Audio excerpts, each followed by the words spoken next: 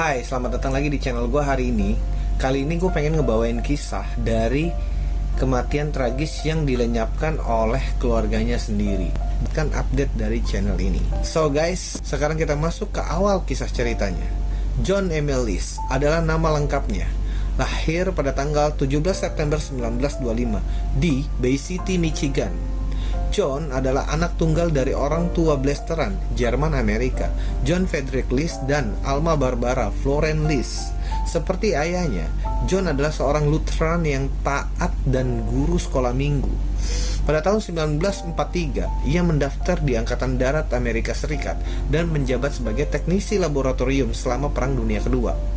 Setelah keluar tahun 1946 di University of Michigan, di mana ia memperoleh gelar sarjana di bidang administrasi bisnis dan gelar master di akuntansi.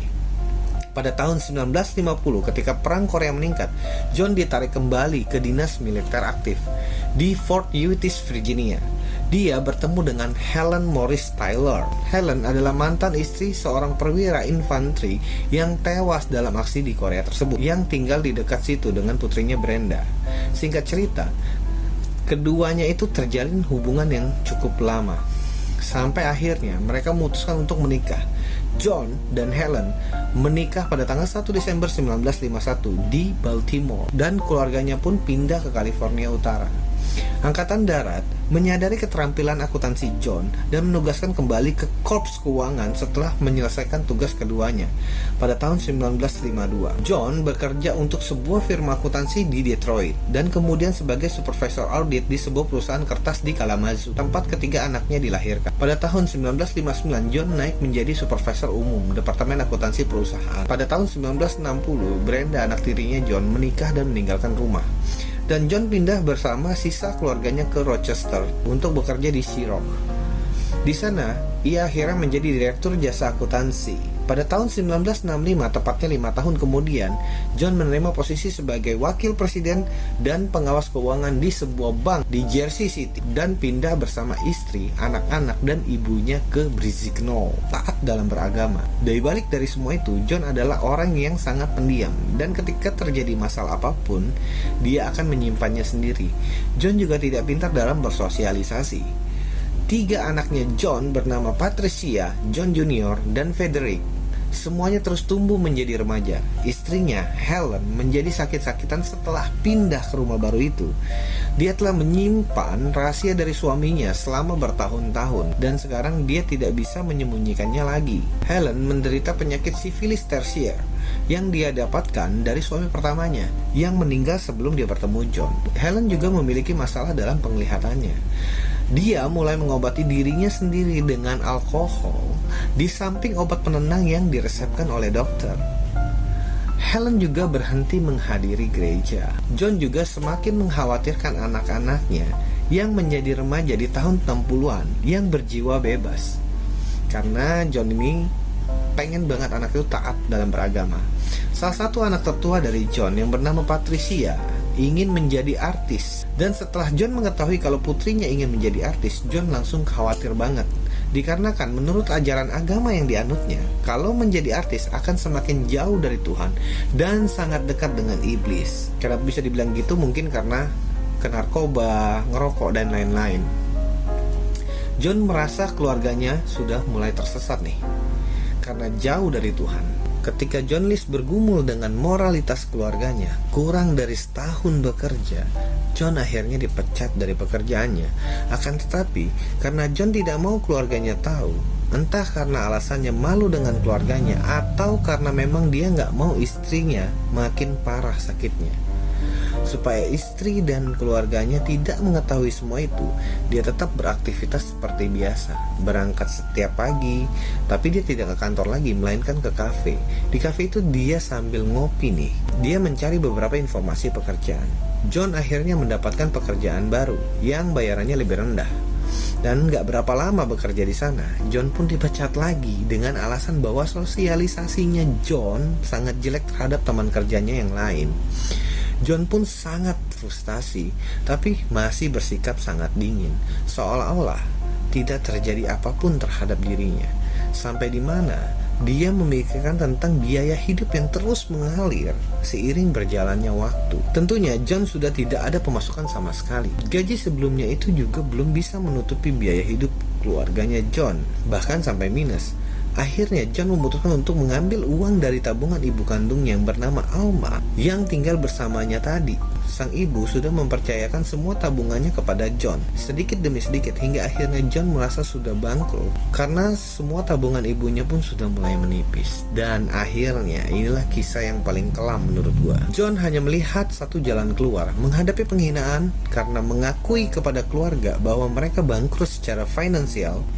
Pada tanggal 9 November 1971, John melihat tubuh istrinya di kantong tidur dan menyeretnya ke ballroom rumahnya. Selanjutnya John List menuju ke atas lantai 3 yang dimana ibunya tinggal, dan meletakkan handuk di atas wajahnya. Saat John List menunggu anak-anaknya pulang, dia menghubungi guru anak-anaknya dan orang yang dianggap penting dengan keluarganya, John. Dia memberitahu mereka bahwa keluarganya akan pergi untuk merawat seorang kerabat yang sakit di Carolina Utara. Dia menghentikan pengiriman surat dan koran yang biasa mengirim ke rumahnya, dan kemudian dia mencairkan sisa uang ibunya. Dia mengalami nasib yang sama, ditembak juga nih kepalanya. John List kemudian pergi ke pertandingan sepak bola John Junior, anak kebanggaannya tentunya, di mana dia melihat putranya bermain sebelum mengantarnya pulang. Pas sudah di rumahnya juga di ballroom seperti anggota keluarganya yang lain, John List membersihkan semua noda darah, menyiapkan makan malam seperti biasa, nggak terjadi apa-apa, mencuci piring dan langsung pergi tidur. Kalian bisa bayangin nggak kan membuat terjadinya pembusukan pada mayat keluarganya. Terus menyalakan lampu supaya orang-orang tuh nggak curiga nantinya sama dia, dan beberapa musik klasik. Dan dengan santainya dia pun pergi ke ruangan kerja untuk menulis surat pengakuan penuh kepada pendetanya sebelum meninggalkan rumah untuk selamanya. John menulis secara detail semua kejadian pembunuhan itu dan sebab dia melakukan itu. Sebulan kemudian, guru Patrice heran nih, kok nggak ada kabar dari Patricia. Katanya cuma sebentar, tapi kok lama gitu. Akhirnya guru drama Patricia memutuskan untuk mengajak gurunya yang lain dan menyelidiki kemana muridnya pergi, menghilang, terutama pas itu langsung ke rumahnya. Saat para guru mencoba melihat ke dalam jendela rumah yang ditinggalkan, para guru itu melihat ada banyak mayat di sekitar rumah, tepatnya di ballroom tadi, dan langsung memanggil polisi. Setelah petugas tiba, para tetangga, guru, dan penegak hukum juga ikut masuk ke dalam rumahnya si John List ini, di mana mereka menemukan sisa-sisa tubuh Alma, Helen, Patricia, Frederick, dan John Junior yang sebagian membusuk, serta catatan dari John List merinci pembunuhan dan alasan dibaliknya. Sebelum meninggalkan New Jersey, John List telah menghancurkan semua foto dirinya dan memarkir mobilnya di bandara John F. Kennedy. Tetapi setelah semua histori penerbangan dicek selama rentan waktu yang dicurigai, nama John List pun tidak ditemukan. Seluruh polisi gabungan pun masih mencari jejak dari si John List ini. Namun sayang, mereka tidak bisa menemukan John sampai selama 18 tahun kemudian. Ada acara televisi di Amerika yang sangat terkenal banget pada masa itu, America's Most Wanted, sebuah acara yang bertekad untuk menggunakan media untuk membawa penjahat kekerasan ke pengadilan. John Walsh selaku pembawa acara tersebut mendengar kisah pembunuhan John List.